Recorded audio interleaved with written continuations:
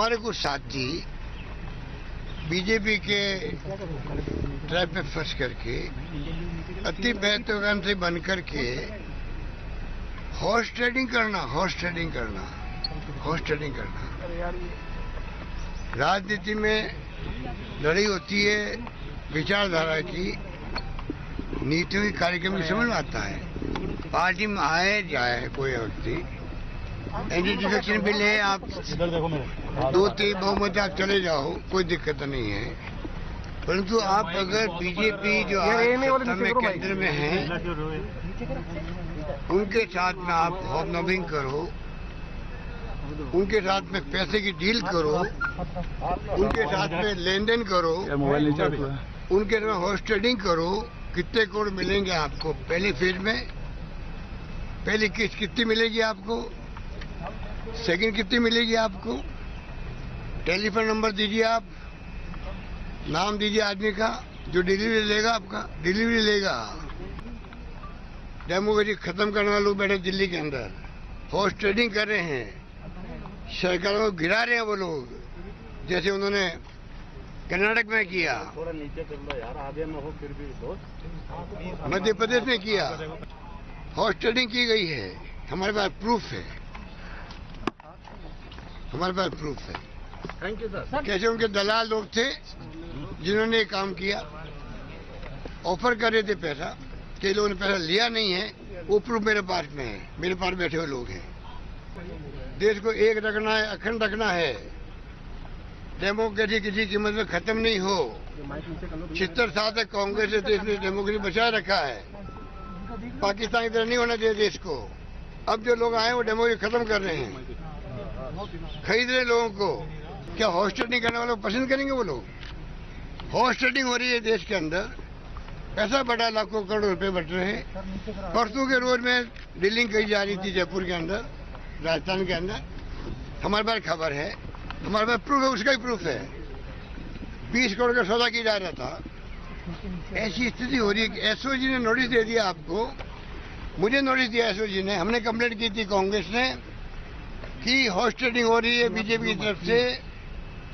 10 दिन तक हमें रखना पड़ा लोगों को वहाँ होटल के अंदर। मुझे अच्छा लगा क्या? 10 दिन तक किसे कहते हैं?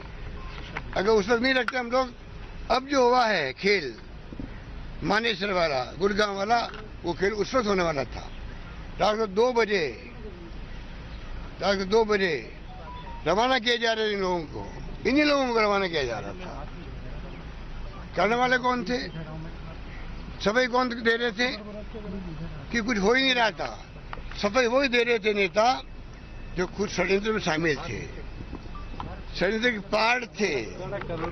हमारे यहाँ पर डिप्टी सीएम हो, पीसीसी प्रेसिडेंट हो, वो खुद ही डील करे। अगर मान लोगों से मोबाइल नंबर दीजिए हमें, नाम दीजिए हमें, षड्यंत्र में शामिल हो, वो सफाई दे रहे हैं। नहीं, हमारे यहाँ कोई हॉर्स ट्रेडिंग नहीं हो रही थी। अरे तुम तो खुद ही षड्यंत्र में शामिल थे, तुम क्या समझ दे रहे हो? ऐसी स्थिति में देश चल रहा है। राजस्थान में भारतीय जनता पार्टी के पास शर्मिंदगी के अलावा कोई दूसरा रास्ता नहीं।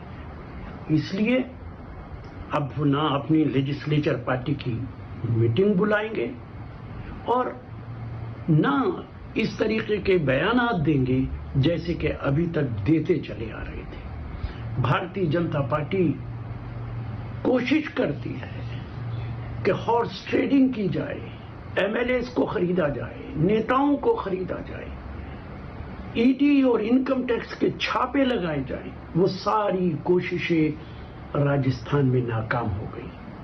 भारतीय जनता पार्टी के पास सत्ता है। मैं कहूंगा कि आप लोकतंत्र को मजबूत कीजिए, ये खिलवाड़ मत कीजिए देश के साथ और लोकतंत्र के साथ। इतिहास आपको कभी माफ नहीं करेगा।